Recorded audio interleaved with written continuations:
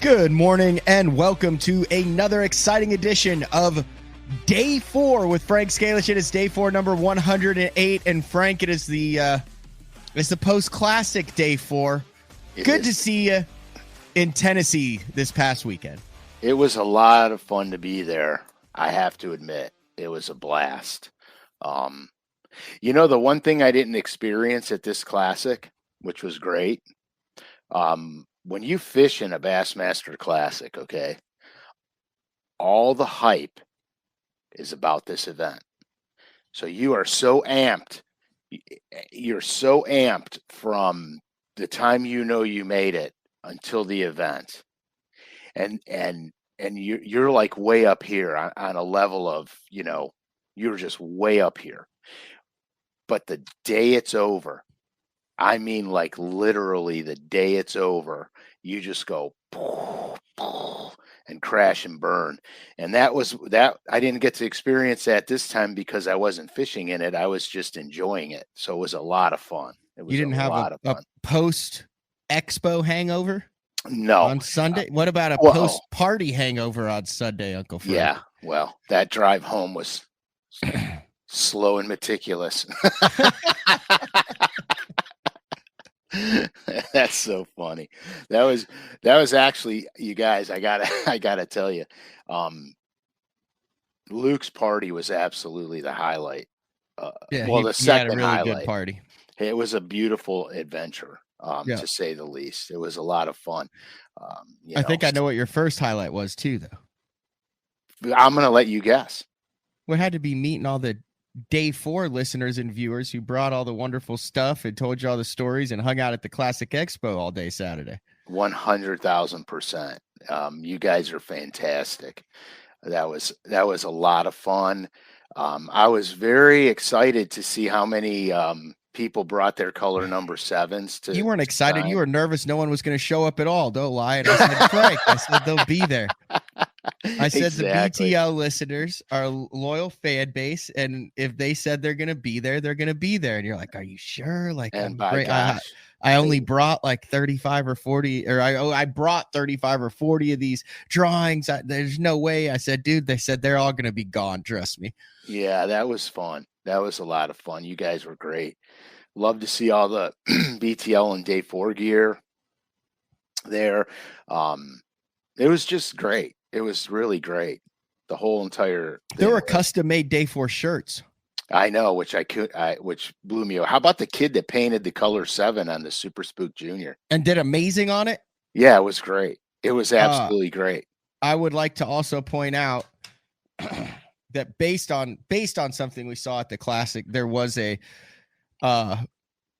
new Day 4 t-shirt coming out, and Frank put the kibosh on it. He said no.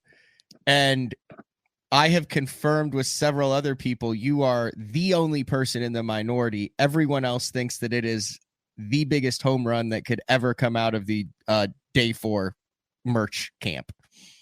We can't give it away right now. What did you talk to? One person yourself? No. I talked to like 3 or 4 people. And it is now expanded into koozies. Oh my gosh. It's growing. But I'm just saying. It's growing. I'm just saying this is and if you follow our social media, you might be able to pick up on it. But there was an individual at the Bassmaster Classic, good dude. Yeah, he was a good dude. Had a little bit of personalized merchandise that tickled my fancy. So yeah, it was funny. I gotta admit, it was funny. I will admit that. Frank, overall thoughts about the Classic, the Expo, what happened on the water, the whole 9 yards. Can you give a synopsis of that? Yeah, we'll start with the Expo real quick. I heard mixed emotions about having the 2 separate buildings, but I appreciated that. I like the boats being in the separate building, because when you look at boats, especially today's price points, you need time to be able to mill around them, look at them, see what you're really seeing. I thought that was actually, now I heard people complain about it, but I actually thought it was fantastic. and I looked at all the boats. I'm a bass boat nut job. I just like bass boats. And so I got to crawl in them, look at a bunch of them, and, see things. And it was fun. The expo, the main floor in the expo was great. It was well laid out. Second and third floor was a little cramped, because they had the venue in the middle, and then in the hallways surrounding the main venue on floors 2 and 3, was like a little main venue, but then they had other vendors in the hallway. So it kind of was a little congested up there. The turnout was fantastic. There's definitely, you cannot argue the fact that classic is one of the biggest venues in bass fishing today. You can't argue it. One of? Well, it's the biggest. You can't argue it. And that was really cool. The people were cool. I was really thrilled to see some of my old pro buddies that we used to fish against. Who are you most jacked to see? I saw you meet a couple of them. You greet in a warm embrace. Yeah, I mean, Shaw was important. Shaw's important to me. When I potlucked a couple open events when I was younger, just to see what it was like. I had the time, I had some money, so I said, let me go and see what the Bassmasters is all about. And I wound up drawing out with Shaw and Santee Cooper, of all things. And the lake was rolling. I mean, rolling. Now, Santee Cooper, when it gets rough, is weird, because on Lake Erie, you could tack the waves. You could do what the waves you have to do to get through the waves. You're not going to hit anything. Santee Cooper, you can't, because there's standing trees everywhere. Now, back when I fished it with Shaw, there was the hurricanes and the big winds didn't chop half the trees off at the water line. Same thing what happened on Toledo Bend. Yep. So when you looked out at the lake, all you saw was forests of trees and a boat canal. You know what I mean? So when we were going, the waves were so big that Shaw's like, hey, if you keep your eyes open, because when the waves roll back, there's going to be lumber sticking up, and I don't want to hit any of it. So keep your eyes open. So I got my camera out. That tells you how long ago it was. I got my camera out, and I'm laying over the side of his boat taking pictures of this stuff.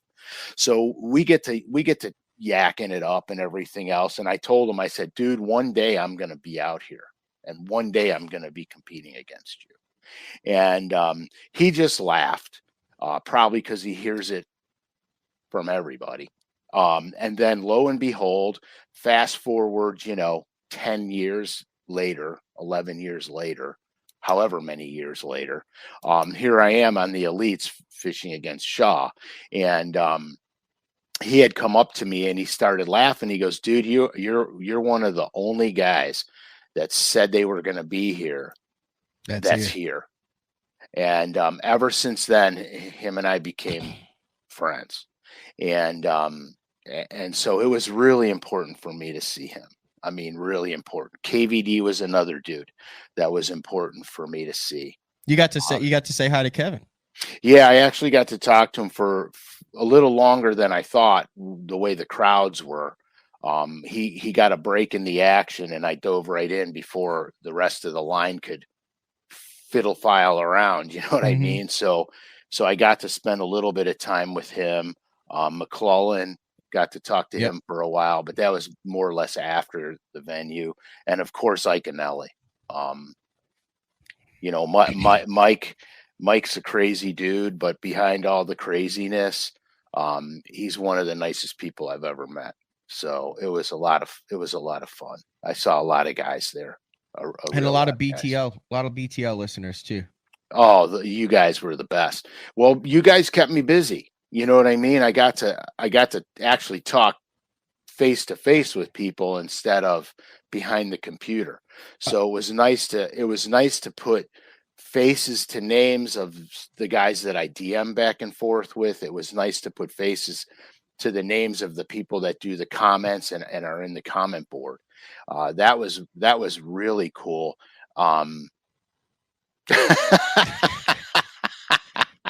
Drunkwood said, bought Frank a fireball shot on Saturday. He said, no way, I'm already loaded to the cork. Yeah, well, but he seriously said no to the fireball shot. But that dude's a good dude too, right there. It's John man. King. He saved me. He helped me out a lot when I got hacked. So when you started clicking links on your Instagram.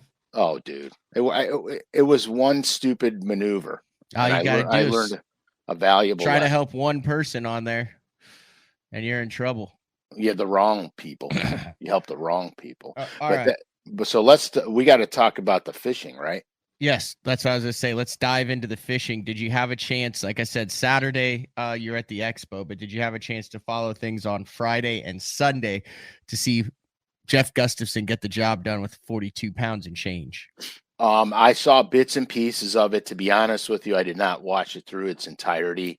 I saw bits and pieces of it. For the most part, that was a tough classic event. For the most part, and the reason it's tough is you look at not the top 5 or top 10. You look at everybody else in the field. There was not a whole lot of limits coming in every day. No. So those tough events,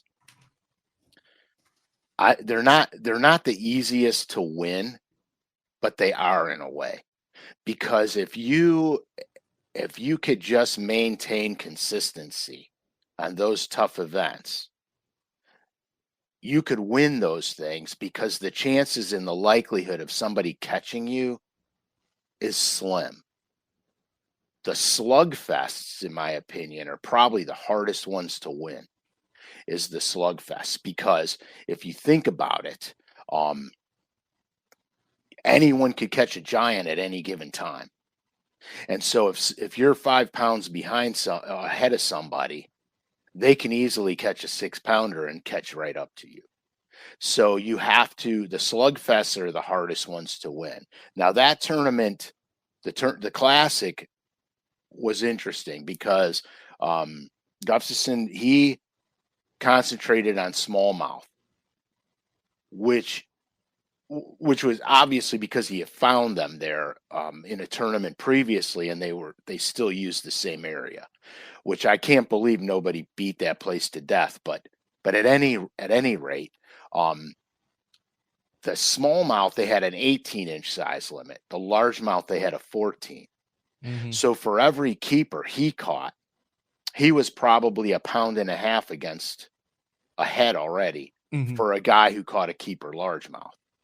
So keeper to keeper, he's already putting himself in the lead, which thankfully that worked out for him, because he only caught 2 on the final day, 2 keepers. And there were some, there were some 1-2s, 1-3s that were 14-inch largemouth. Like Rivette had 4 for 6.8 on the final day. Right. And that reminds me of Lake Norman back in the day, where you'd catch a 14-incher and it'd be 1.6 pounds.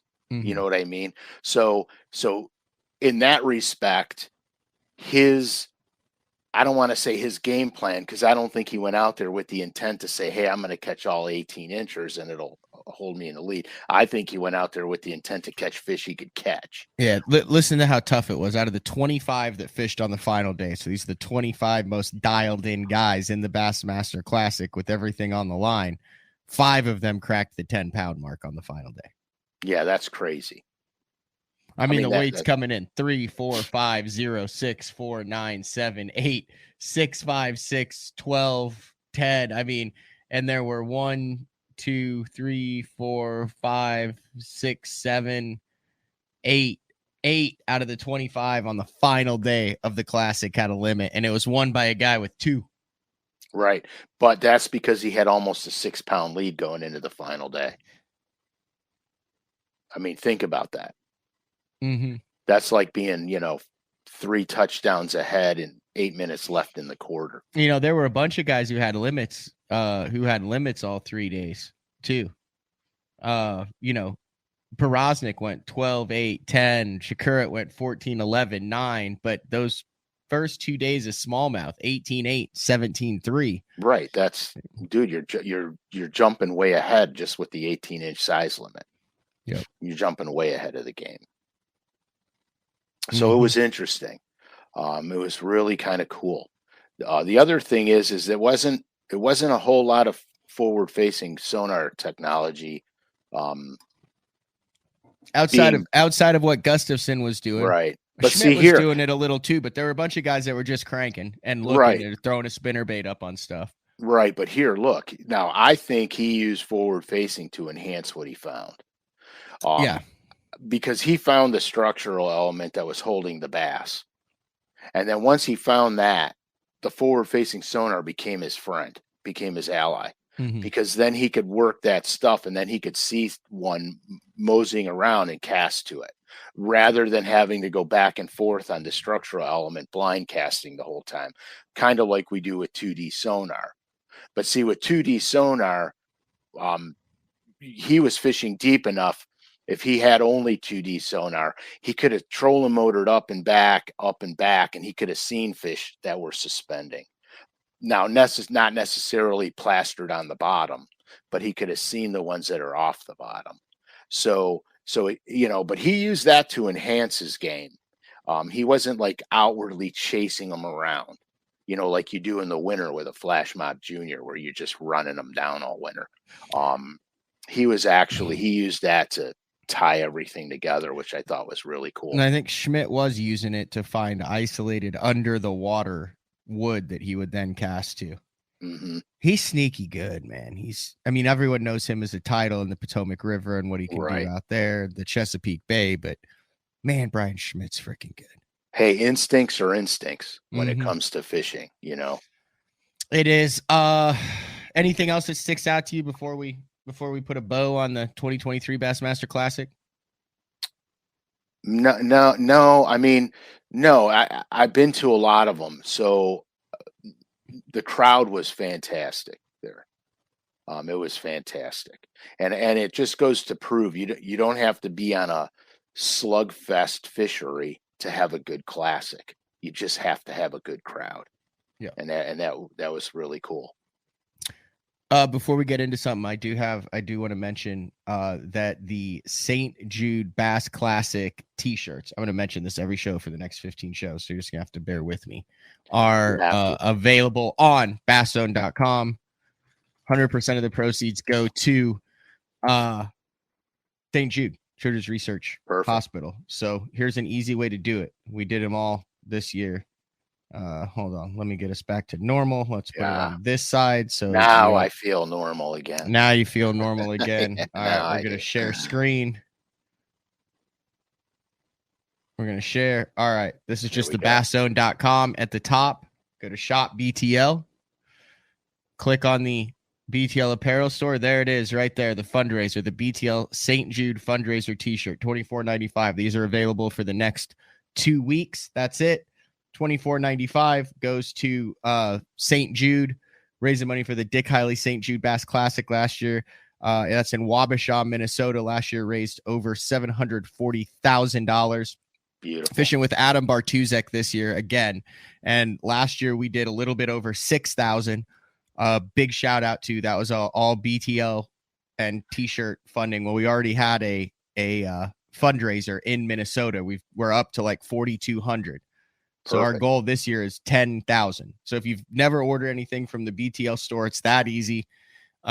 They make it as you order it. That goes straight to St. Jude. You get the t-shirt that was designed BTL, the Bass Fishing Saves Lives. Highly encourage you, if you enjoy BTL programming and appreciate what St. Jude does, to go ahead and jump on and order one of those t-shirts. Much appreciated. I think we did like almost $3,000 in t-shirts last year. What kind of tee is that? It's like I don't know. They picked it up. It's like a soft tee, I believe. Gotcha. See, look, because there's also one in green. It's a good looking, black good looking design. Yeah, What? I'm actually gonna. I'll jump on after here and pick up a Okay, couple. black and green. But we did it. I had them at ATS Printing do it where you've got like the little bass love inside that. the logo like that. Yeah, I love that.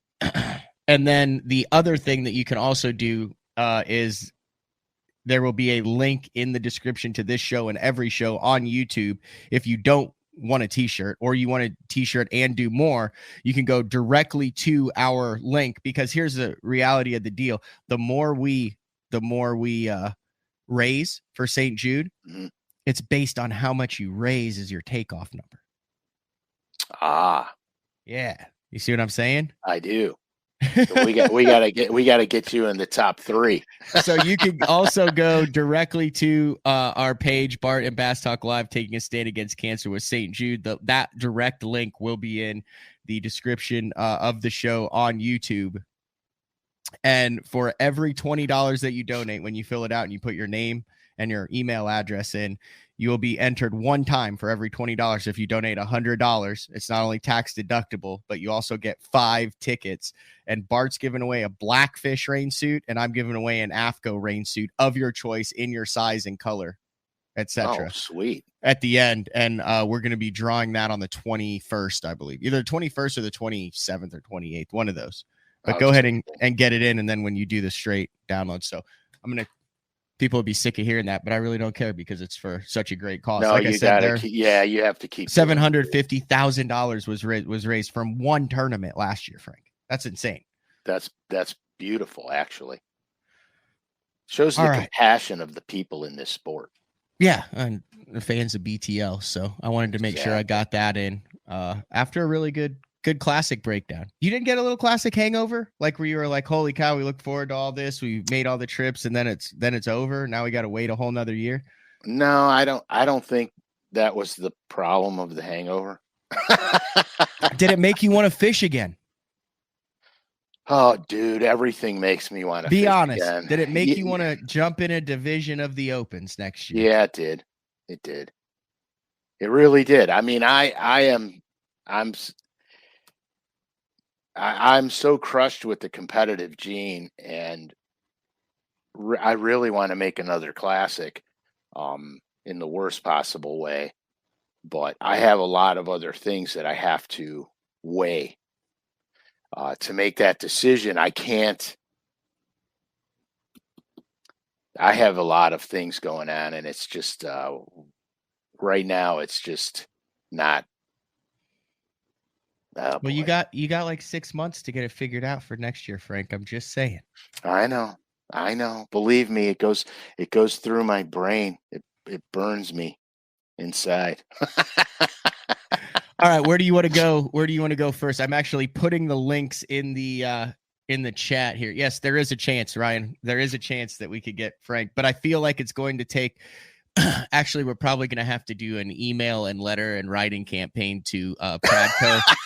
Here's the 3 people we're going to have to do. We're going to have to do a campaign. We're going to have to do Pradco and LureNet, and then we're going to have to do Frank's wife. Those are the 2 people that we're going to have to convince to get Frank. You've got a roommate. You've got split expenses. You can do a northern one. It's probably going to be like an Oneida, Thousand Island, Champlain. Maybe. Well, that would be a good one. As long as I don't want to go to this. I don't want to go to the James River ever again. No, you do want to go to the James River. The James River is phenomenal now. Hold on. Let me get this BTL link up here as well. Hold on. Click on this. Copy and say St. Jude. What do I got here? I got stuff. We have stuff today to show you guys. You do. Well, here's what I did. Here's what I did waiting to go on today. I colored in my LureNet thing. Yeah, that's phenomenal because that's not. I don't understand why LureNet doesn't do it all like that. Should I have not brought up the Opens thing? I'm starting a campaign, whether you like it or not. No, I don't. You're starting the year of Uncle Frank. You know what? We might drop a 2024 Bassmaster Opens t-shirt.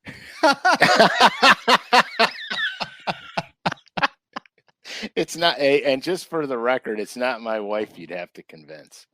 Just for the record, because she All wouldn't right. care. Well, the problem is you do so many of the designs and colors for the company that you work for. They're like, dude, we can't have you out there fishing. You have to be making the designs and the colors and the tweaks. Because didn't you just come out with a bunch of walleye stuff too just now? Yeah. Well, if you go, yeah, there's some colors, a couple colors. Can I show these? These are absolutely wild. Yeah, they're now remember it's the walleye game, guys. So the walleyes are crazy. They want colors that are, ludicrously out of control. Look at these. Hold on one second. Yeah, the walleye guys will love this stuff, man. Gosh, they will love this. Look at those. Yeah. Yeah, Lake Erie Money, Plum Crush. Fabulous. There's a whole system of colors coming out. But I could tell you right now, those baits there, the fluorescence in there, I pearled them all up. So they're real sexy and out of a photograph, because a photograph will hide some of your pearls based on lighting and everything. So those are dynamite. I mean, those are just dynamite. Yeah, we weren't going to talk about that, but you said, hey, see if they got these colors up, and they were. Yeah, those things are freaking cool. Right. So speaking about color, not to digress, but the DIY section on LureNet, those kits where you get 6 baits and all the components. Yep. Buy 1 kit, get 2 kits free. So basically, you buy 1 kit, you're getting 3 kits. Okay, so let me get this straight. In a kit, like let's say I wanted to buy the Super Spook Junior that's shown right here. Yes. I buy 1 kit for $40. I get the hooks, the packages, everything, and I get 6 of these blanks. Correct. And then I get 2 additional kits for free. So for $40, yes, I'm getting 18 Super Spook Juniors. Yes. Plus all the hooks and components and all that. Correct. Deep Little Lens, DD22s, Super Spook Juniors, Bandit Walleye Deeps. It's buy 1, get 2 free. Which is, so if that's $40, hold on.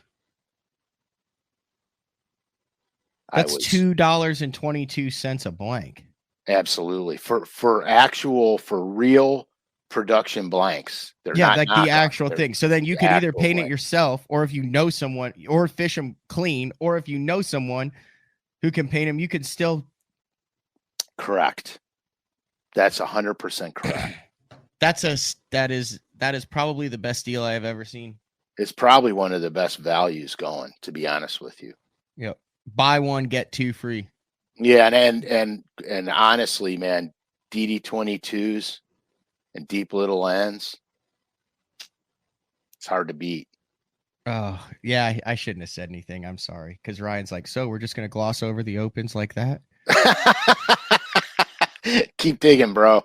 Nick said, see, I know, right? I feel like we could talk about this for at least 20 minutes. You guys are going to guilt me into this.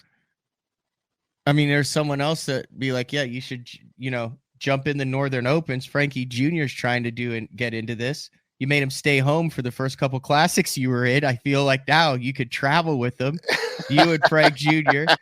We could do a documentary series. Heck, you could even run that on BTL and on LureNet. And it's a win-win-win-win-win. Right. I could. Yeah, exactly. I did make him stay home for the 2010 Classic, and he was not a happy camper about that. Twist the arm, Panger.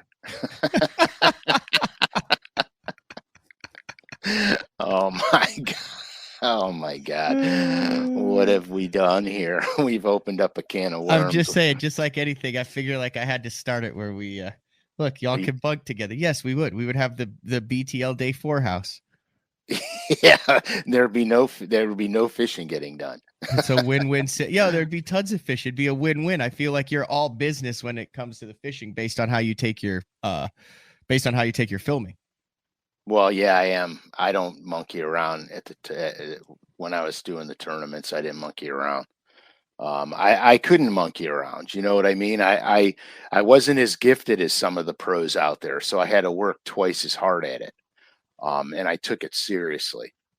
Plus, I didn't have the money, so I had to really take it seriously. Make Just fishing great again. SCALISH 2024. Day 4s from the road. There you go, Matt. Live shows. Oh my gosh. Yes. The elites need a legend boat on takeoff. They do. SCALISH 2024. Oh, now we're up to a BTO ramp. Get an old motorhome and paint BTO on the side, and we live in the motorhome and travel around the country and fish the opens. Now we've got a hashtag with Jason Beck. Hashtag SCALISH 2024.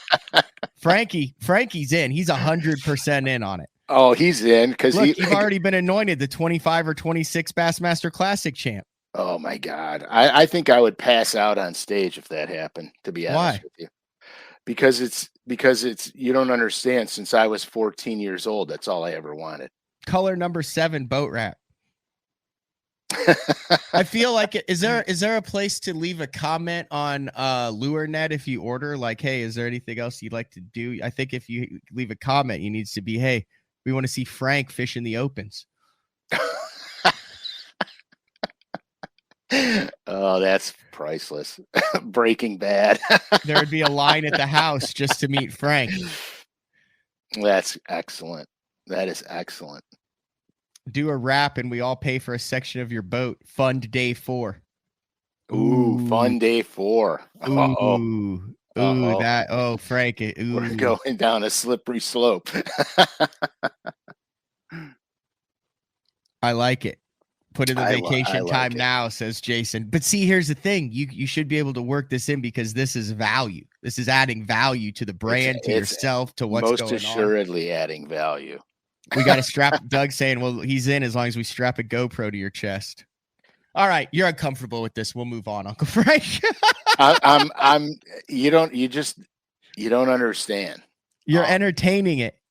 Yeah. You don't understand.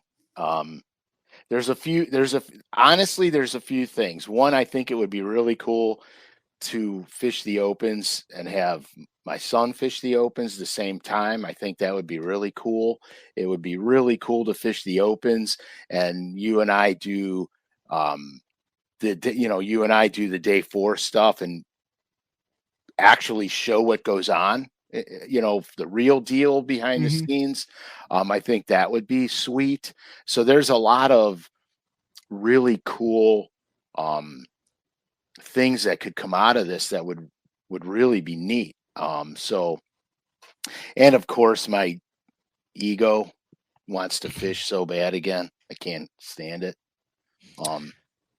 So speaking of fishing, we are now in some of the country, we are in spawn, like in Florida. In other of the country, we still have ice on the water. Right. It's in some of the country, it's deep winter. In some of the country, you've got pollen. But there is a big section, a big band of the country, Uncle Frank, that is in the very early spring pattern. Not the winter program, not the pre-spawn pattern, but that early spring pattern.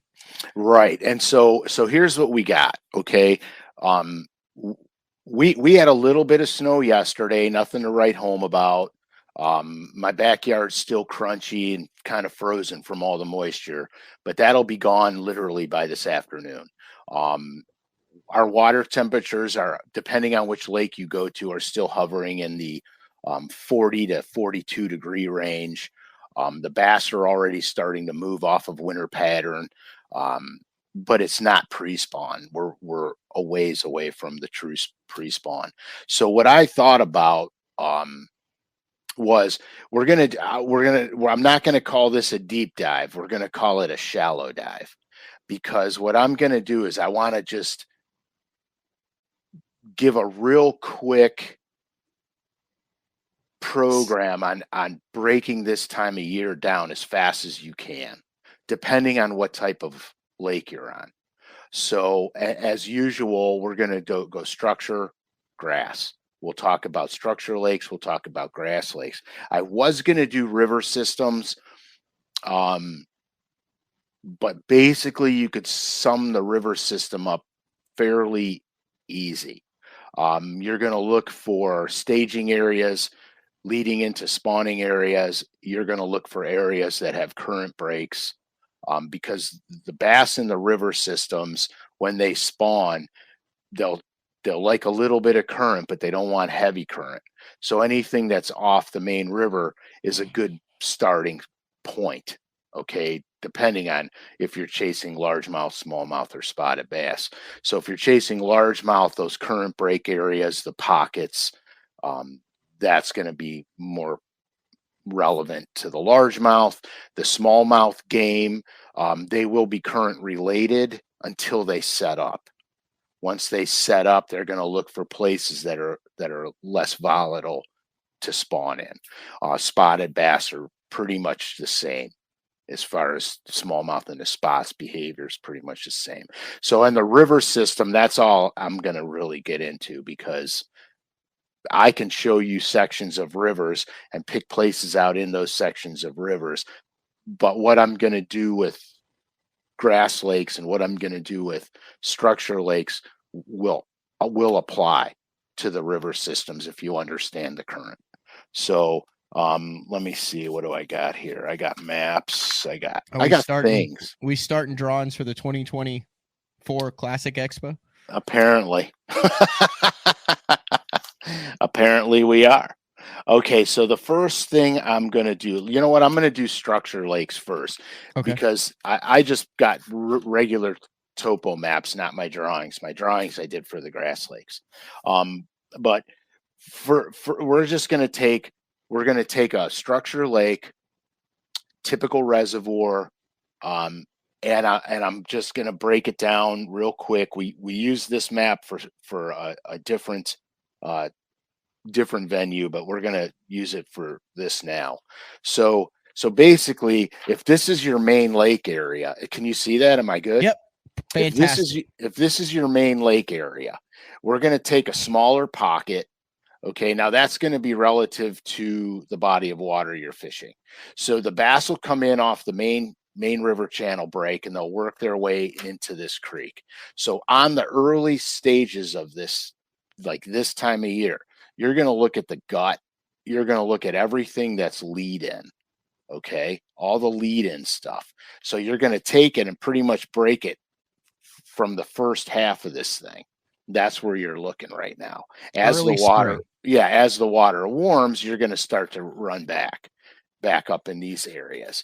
But for now, you're going to just look at it that much. And this is where your high percentage area is going to be for this time of year. Now, remember, this time of year, too, when you're talking about water temperatures, in the low 40s, this is all Flash Mob Junior water in here. All right. Now, conversely, if you've got good, let's just assume that you got good rock bank over here and over here, right? That's where you could take your speed end type baits, your rock crawler type baits, and you could start running these 45-degree sloping banks with those type of baits, because this time of year is when those baits excel. Now up here, we're gonna be getting into the reds too up here, where farther down south, where this happened a month or two ago, they're going to start to gravitate towards the bait fish patterns in the spawn. So you see how it translates geographically as you move yourself north. So realistically, this is probably like a tailor-made place, that one of the first places that I would run to, because it's very evident. It's small enough for me to work. I can establish a pattern, and then I can take this and run all the smaller creeks and all the smaller pockets throughout the reservoir. Now there will be main lake stuff that happens too. Let me ask you a question on that map though. Is it fair? Like, if this is the way let's say that pocket, hear me out on this, is a concert venue, popular concert, right? Where you're catching them now, the concert has not started.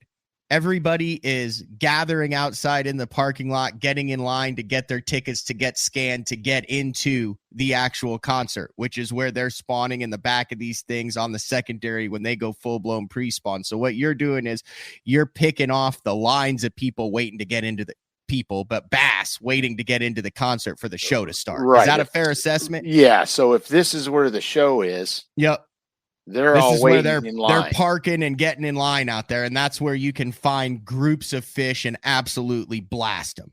Correct. Now, Okay. also remember this too. If it's a little flatter and you've got a defined, Yep, you're good.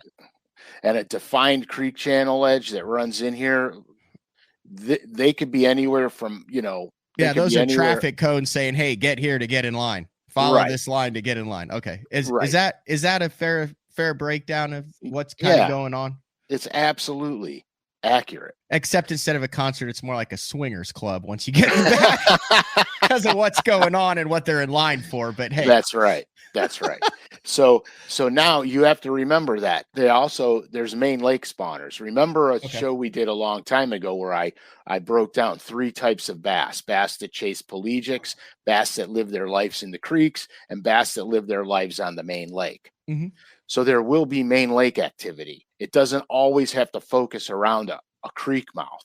Now, your higher percentage areas around the creek mouths, because now you've got the pelagic chasers going in to spawn. Some of them will spawn on the main lake, some of them will spawn up the creeks. So you're going to have an overlap of fish moving up the creeks. Now, the main lake stuff, this stuff's kind of easy to decipher.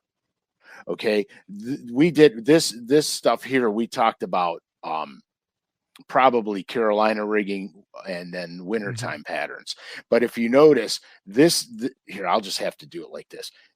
This is the spawning area up here. Main lake spawners. Main lake spawners.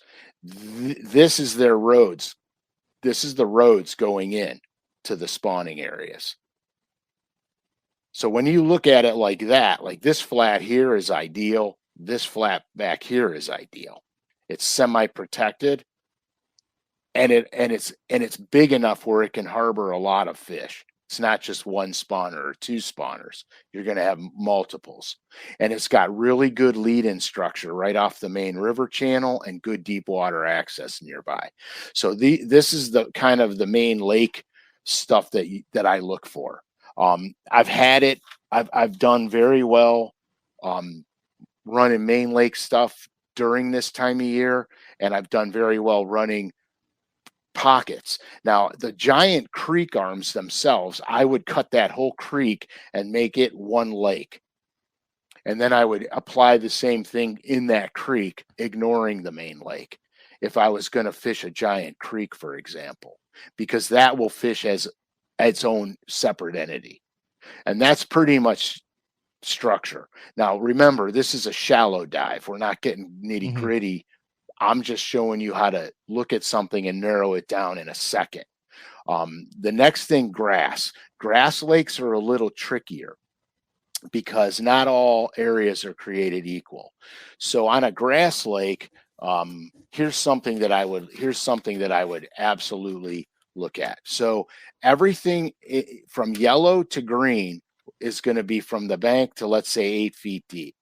So yellows, we'll say yellows 4 feet deep, and then we'll say the outside edge of the green is 8 feet deep. And the reason that I did that is because the grass plays here. So what I'm looking for is I'm looking for neck downs, funnel type areas where it gets real skinny, like back in here. You have good deep water access in here, or deeper water, because deep is all relative to how deep the grass grows. So you have deeper water back here. So the highest percentage area for this time of year right now is right there. That's the absolute highest percentage area. Describe what area that would be. Okay, so consider you have an inside swing where deep water meets a big flat. That curvature in the inside swing, you have a good transition up to a huge spawning flat. Yep. So this not only plays now, but this will play in even colder weather before now, like right at ice out. This will play. These bass know they want to be here, and in our northern areas, they're already so close to where they're going to be spawning. It's unbelievable. Even though the water temps in the upper 30s, low 40s. Correct. even though. Now, the next places I'm going to focus on are right in here. Because what we have a more gradual sloping area here. It's more gradual, but it's also protected. And here, some of the places that bass like to spawn is on the inside corners of points. Okay, just because there's grass on the lake doesn't mean they're going to not pull up on here. They will pull up on here. But what the grass offers, all this, where all the grass is, what that offers is that offers hiding places. And bass will spawn against objects in the water. So where you have a big, puff of grass coming out, they'll literally spawn right at the base of that vegetation root system. It offers them, it gives them protection on one side, and that's just what they do. And so that's, this is what I look for. Now, obviously, I simplified the map a little bit. You'll find more of this stuff in grass lakes. You'll find a lot more of it, not just 2 elements, but you'll find more of it. Little subtle spot here, but for the most part, you get it. Now, let's talk about main lake on the grass lakes, because main lake is really cool on grass lakes because the grass does everything for you. So here you have a giant main lake flat. It's gigantic. Okay, you have deeper water out here. Maybe you got a little high spot over here. The bass will literally flood on these flats to spawn, literally. And so that's what you got on the main lake stuff. It's very similar to the structure lakes, but the grass plays. So everything that I have in yellow is potential spawning grounds, because the lake will be, if it has grass, it'll be cleaner. The cleaner the water, the deeper the bass can spawn. And I learned this a long time ago. When you see fish on beds, I know we're not talking about bed fishing right now, but I got off on a tangent, so I'm going to finish it. When you see fish on beds and you could see them, there's fish you can't see that are spawning. Some of your bigger females will spawn in that invisible zone where you just can't barely see them. So that's something to keep in mind. That's important because that's the staging areas. That's the staging areas before they run up here. They stage here. Well, some of your bigger females will actually spawn right on that contour break where you lose sight of the bottom. And so it's important to keep that in mind. But this is just, like I said, this is just a shallow dive just to give you guys a quick, look at it. So let's talk lures, okay, real quick. So if I'm fishing and the water temperature is 39 to, let's say, 44, 45-ish, my lure choices are pretty easy. I'm pretty much going to go jerk baits, crankbaits, Ned rigs, or wacky rigs, something I can slow way down with. And the jerk baits are prominent. They're going to be my mainstay. On structure lakes, we got a little more opportunity on a structure lake. So on a structure lake, I'm going to do obviously jerk baits, crankbaits. I'll probably keep an A-rig out because the water temperature is still cold enough, and I might have suspending fish in the thing. Demiki rigs, like you saw at the Classic, would be a good bet. And I'm going to have something to pitch and flip, because on structure lakes, blowdowns that hang over river channels, like not 100-foot river channels, but little secondary channels that might be 9 to 15 feet deep. If a blowdown's hanging over it, those early spring bass suck up underneath those blowdowns. So it's very important on the structure lakes to have something to flip and pitch. And it's also important to have your crankbaits out for your 45-degree rocky banks and your jerk baits out for suspending fish, et cetera, et cetera. So you see the grass lakes kind of narrow your choices down. Structure lakes, you have to have a little bit more ammo on the deck of your boat, because you're going to have different opportunities depending on what you encounter. And remember, the structure lake flipping and pitching is important because wood becomes a dominant color early spring, a dominant holding area in early spring. That's pretty much as simply as I can as simply and as fast as I can put it.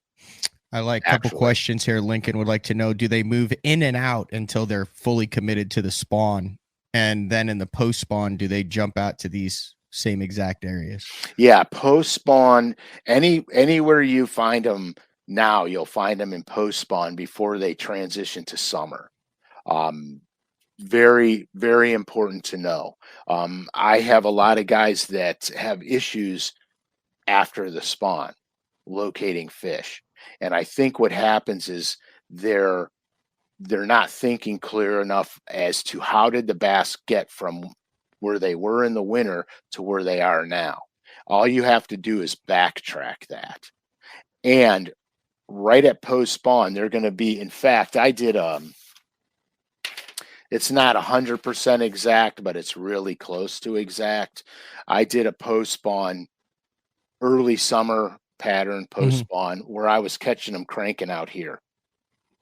And those were fish that were up there spawning. They were up here spawning. But also where you caught them cranking is where they were staging pre-spawn. Correct. Right up in here was this time of year now. Lincoln also wanted to know, you mentioned that sometimes those bigger fish live right in that invisible zone.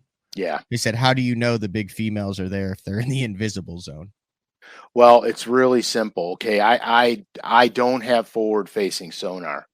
I have it. It's not attached to my boat yet, but what I would do is I would throw the jerkbait, the suspending jerkbait out there, paying attention if I get a bite or if I get one that swats at it or whatever, and then I'll slow down, or I'll throw a flick shake or a wacky rig, Nico rig out there, something that has a real slow fall to it, because a lot of times this time of year the fish are feeding up a lot, and they'll hit it on the fall, and that's how you can tell, really. Then when they're spawning, like I had Josh with me one time, we were on a lake and the spawn was in full force, full blown spawn, and I didn't want to fish. I didn't want to sight fish, so I started laughing. I said, "Look at all them bass up there on beds," and he's like, "Oh, we got to go in there and catch them." And I said, "Well, put on a frog, dude, and throw it up there and keep it honking back to the boat. You'll catch some of them." So he did. So I rigged up a 5-inch dinger on a 16th ounce slip sinker, and I just pitched it out in front of the boat. And he's like, "Dad, you're not even close to those fish." All of a sudden, my line starts going. I set the hook, and it was a big one. I said, "Here, this is what we need to be fishing. This is how we're going to catch big ones today." And we did that the whole day and just mashed them. And we didn't sight fish at all. So, there's ways you can figure it out. Ian wants to know, how does this correlate to just rock and mud? Those were the first maps that you showed. Yeah. Okay. So what happens? Right. So what happens in the structure lakes? Rocks hold heat, but the bass that are out don't know the rocks are warmer, or that shallower water is warmer yet. So as the days get longer, the fish start their migration. Well, once they get in an area, they're following structure and contours, so they already know where they're going. They hold on the rocky stuff in the structure lakes because that's all they got. And the big boulders give them hiding places, ambush places, and security. And then they'll literally run those banks back. As the water warms, they'll move back till they get to the backs of the creeks to spawn, or better, spawning ground. So that's why the rock's important, just like blowdowns and stumps are important in structure lakes, because that's relevant cover for them during this time of year. So he said, so if you pop a big one, then just target that depth the rest of the day? Yeah, yes, but you got to also pay attention to where and how that fish came. Because was it on the inside turn of a point? Was it on the end of the point? Was it on top of the point? Was it on big boulders, baseball-sized boulders? You could start narrowing your pattern down You know what I mean? Yep. Was it a flat with a deep, steep drop off, or was it a gradual sloping bank?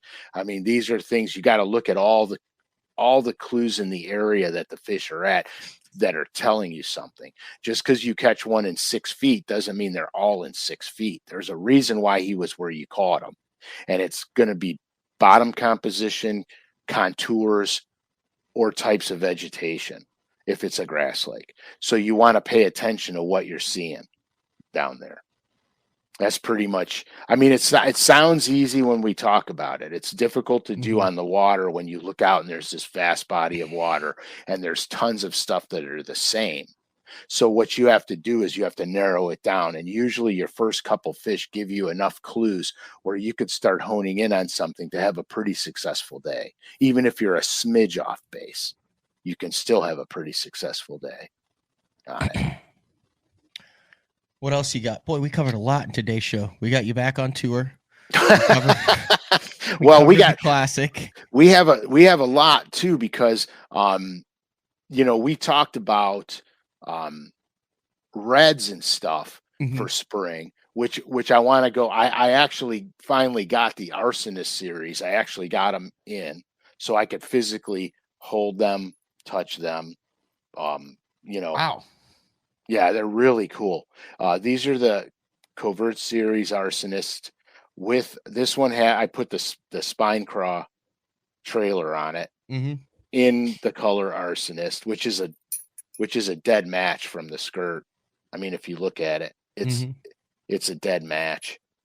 And I love this color because it's that burnt red. It's not candy apple red. It's like a burnt red.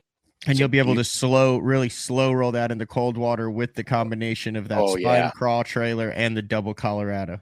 Correct. And so it comes in the tandems, 1/2 ounce, 3/8, and then it comes in the single. But here, let me show you a quick trick on a spinnerbait. Here's what I like to do. Okay, the arm of the spinnerbait's important to me. So on a standard size spinnerbait, what you want to do is you want to make sure that the top of the arm just touches your hook point. See how it just touches that hook point? That's the right size arm to have. This spinnerbait's perfectly balanced. And that's what I look for. I don't like the arm extending way past the hook, because what happens then, it acts as a weed guard. If the bass is big enough to get the whole bait, it acts as a weed guard and doesn't give you hooking percentage, because the arm will hang out over the hook point, and you don't want that. You want it just right, so it's just touching the hook right there. That's brilliant. I was unaware of that. Yeah, that's a perfect arm size. So if you have one that that one's good too. If you have one that extends over, so what I'll do is I'll take it and I'll bend it up a little bit so I get a nice parallel movement out of my spinnerbait body. I don't want my body hanging down like this in the water. I want my body parallel. Yep. So then what I'll do is, if you get one where because I bent it up a little, so now you can see it's a little bit behind the hook, right? So now what I'll do is I'll take the spinnerbait, I'll get it by the R bend like that. I'll put my pliers by the R bend for those of you listening, on the arm that holds the blades, and I'm just going to bump it a smidge up. Not a lot, because I don't want to move it a lot. And now it's just touching the tip of the hook again, the point of the hook again. Now this spinnerbait is perfect. Okay, so we have the Arsonist in the Spine Craw color, and you can use it as a spinnerbait trailer flat like this or sideways. It doesn't really matter. I found that it doesn't matter. So I'm rigging it flat. And then we have the Arsonist Mobster swim jig, which I'm going to show you something else too, as long as I'm showing you stuff. So I have the Craw Chunk trailer in Arsonist on it. It's a dead color match, okay? in arsonist. So now let's look at the weed guard. You see how the weed guard is? Mhm. Most guys will just pick that thing up and throw it like that. So what I'm going to do is, first thing, I'm going to take the weed guard, I'm going to push it down and make sure that that weed guard is just by the barb of the hook.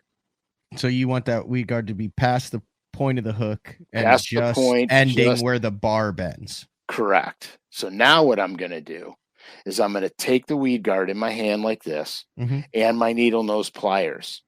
Now, you see how your needle nose pliers they go to a point? Taper. They have that taper on them. So you have to take the taper into account. So what I'm going to do is I'm going to look at just take about a 1/4 inch of the weed guard, take the taper of my pliers into account. So it's going to look like I'm holding the pliers at an angle, but really I'm straight across the weed guard. And then I'm going to bend it down towards the hook, just the end. Now watch what happens. You see how we are now? So now when the fish bites down on it, it's not getting the top of the weed guard. It's mashing the weed guard nice and easily.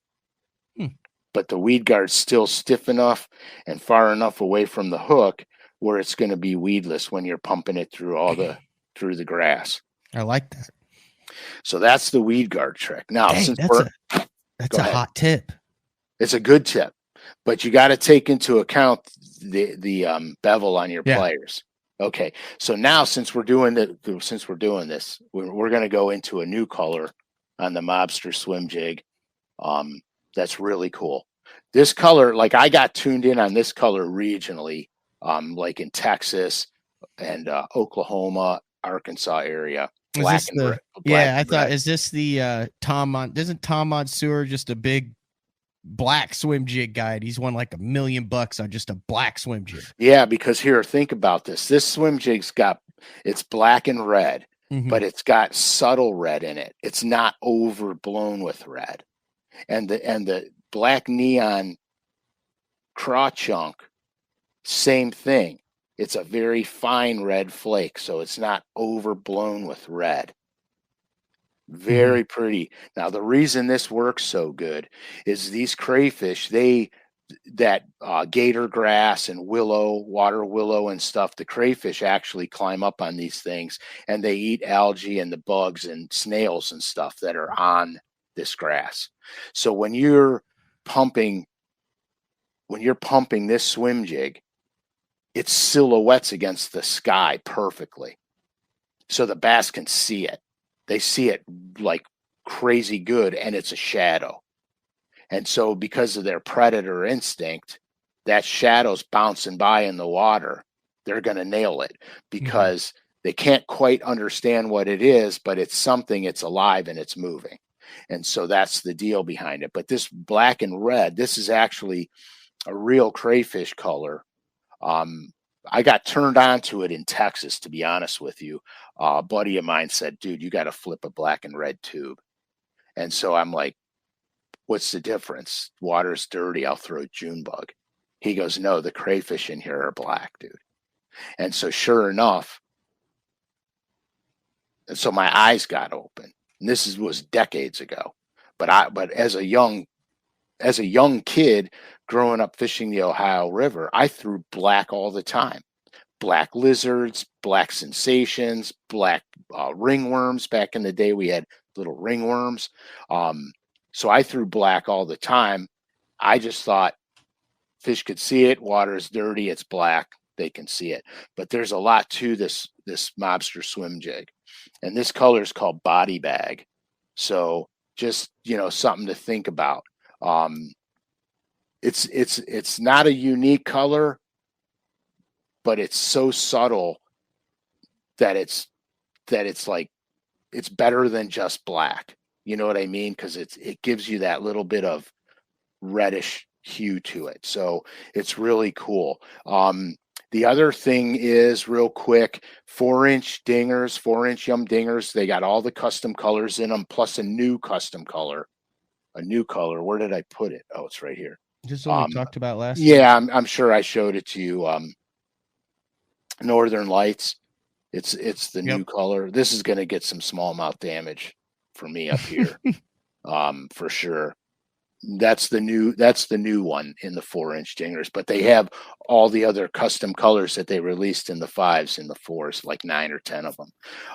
And then remember, the BTL 100 code for an additional 15% off goes to the end of June, and 20% off bundles. So take advantage of that. That's my infomercial for the day, guys. I like it, Frank. Yeah, I'm done with the infomercial. I like it.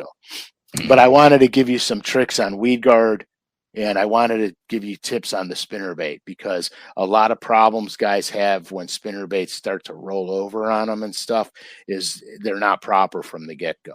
Yeah, Pete also said, hey, opening a spinnerbait up like that will make it run a little different. Frank needs to mention that to the guys who don't know. Right, because you'll be able to slow roll it really nice. But you were talking about you want the bait. Hold that spinnerbait up again, just to reiterate this point.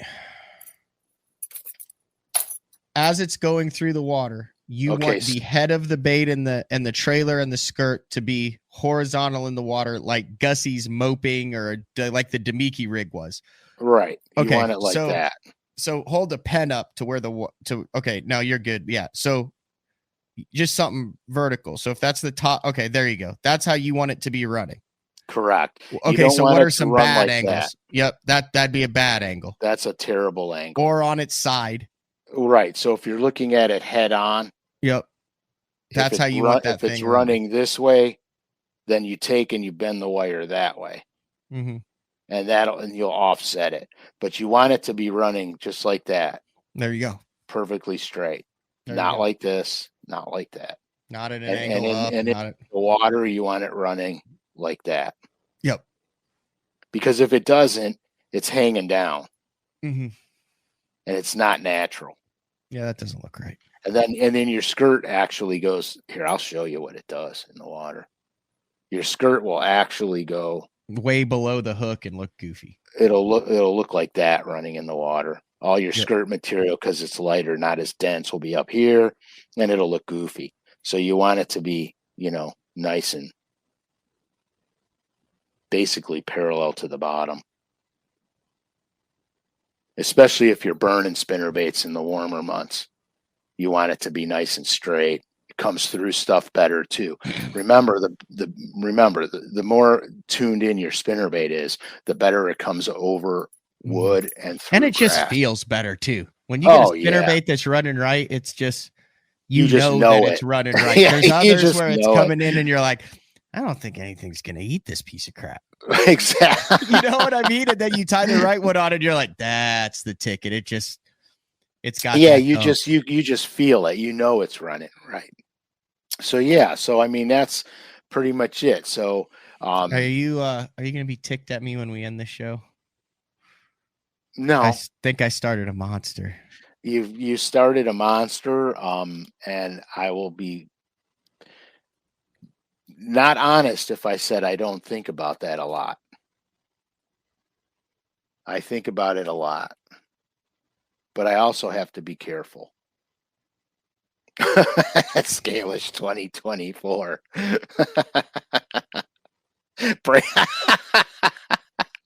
Breaking BTL. We're going to be dealing lures out of the back door. I'm just saying I could see a hand-painted rig, BTL rig, that incorporates BTL listeners into it, that has meet and greets along the trail that benefits everybody involved. I know.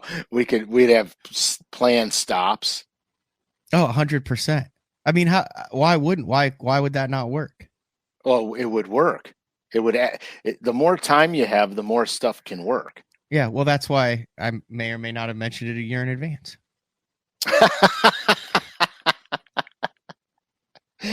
Oh my gosh, this is priceless. All right, I need to get the music queued up and we need to get the hell out of here. I'm coming to Oklahoma tomorrow, Matt. You would have to start looking at basketball. Dog sound. Yeah, I got you. You're back. Can you hear me now? I got you now. Yeah. I think there might be something here. You got to convince a lot more people than me. We'll talk about who needs convincing off air. Exactly. All right. This has been another edition of Day 4 with Frank Scalish, show number 108.